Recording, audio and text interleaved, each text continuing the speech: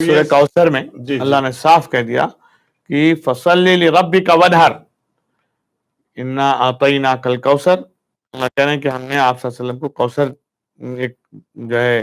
بہت بڑا آنر ہے، اس نعمت سے مالا مال کیا۔ کوثر کی بڑی لمبی تفسیر ہے، اس میں ایک چیز یہ بھی ہے کہ اللہ کے رسول صلی اللہ علیہ وسلم قیامت کے دن امت رسول کو اور سب کو، جو بھی اللہ کے جو نیک بندے ہیں، ان کو جو ہے کوثر، جو حوض کوثر ہے،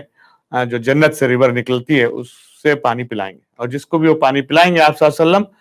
جب تک وہ جنت میں نہیں جائے گا تب تک اس کو پیاس نہیں لگے گی، ماشاءاللہ، ورنہ وہ 7 سمندر کا پانی بھی پی لے تو اس کی پیاس نہیں بجھے گی۔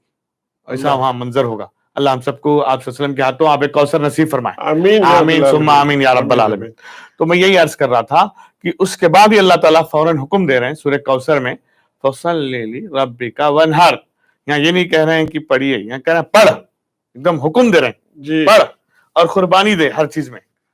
اللہ کے لیے جو ہے ہر کام کو آگے بڑھ کے کر۔ اور یہ حکمن ہے، کیونکہ بات کرنے کے 3 طریقے ہوتے ہیں، ایک ہے سمجھانا،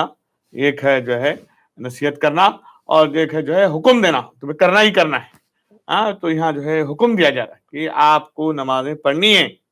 اور نماز جیسا پڑھتے ہیں اس کو اللہ کے لیے اور فوکس کر کے اچھی سے اچھی پڑھیں،